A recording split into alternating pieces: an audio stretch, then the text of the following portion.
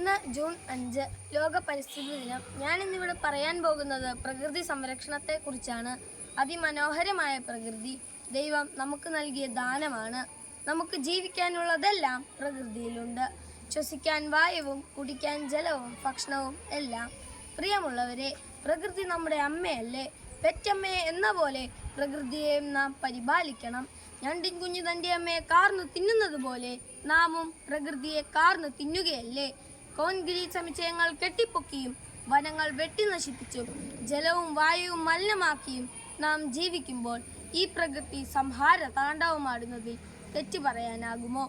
ഈ പ്രകൃതിയുടെ മാറു പിളർന്ന് കാടും മലയും നാം അവശേഷമാക്കിക്കൊണ്ട് ജീവിക്കുന്ന മനുഷ്യ, ഈ പ്രകൃതിയുടെ നിലനിൽപ്പാണ് നിന്റെ അതിജീവനമെന്ന് നീ മറക്കരുത്. ശ്രീ ഇഞ്ചക്കാട്ട് ബാലചന്ദ്രന്റെ ഈ ഈരടികൾ നമുക്കോർക്കാം. ഇനി വരുന്നൊരു തലമുറയ്ക്ക് ഇവിടെ വാസം സാധ്യമോ? മലിനമായ ജലാശയം, അതിമലിനമായൊരു ഭൂമിയും.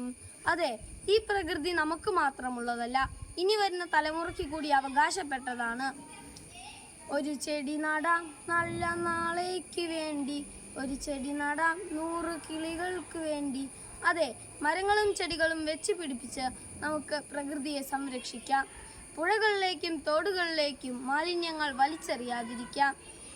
ശബ്ദമലിനീകരണവും പ്രകാശമലിനീകരണവും നമുക്ക് നിയന്ത്രണ വിധേയമാക്കാം.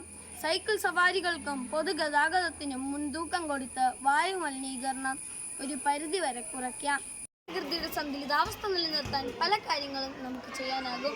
ചെടികളും മരങ്ങളും വെച്ച് പിടിപ്പിച്ച് നമുക്ക് ഈ പ്രകൃതിയെ സംരക്ഷിക്കാം. പുഴകളിലേക്കും തോടുകളിലേക്കും മാലിന്യങ്ങൾ വലിച്ചെറിയാതിരിക്കാം. ശബ്ദമലിനീകരണവും പ്രകാശമലിനീകരണവും നമുക്ക് നിയന്ത്രണ വിധേയമാക്കാം. ഈ പ്രകൃതി നമുക്ക് മാത്രമുള്ളതല്ല, ഇനി വരുന്ന തലമുറയ്ക്ക് കൂടി അവകാശപ്പെട്ടതാണ്. പച്ചയായ പുൽത്തകിടിയും ശാന്തമായ ജലാശയങ്ങളും ശുദ്ധവായുവും തിരിച്ചുപിടിക്കാൻ നമുക്ക് ഒരുമിച്ച് കൈകോർക്കാം. നന്ദി.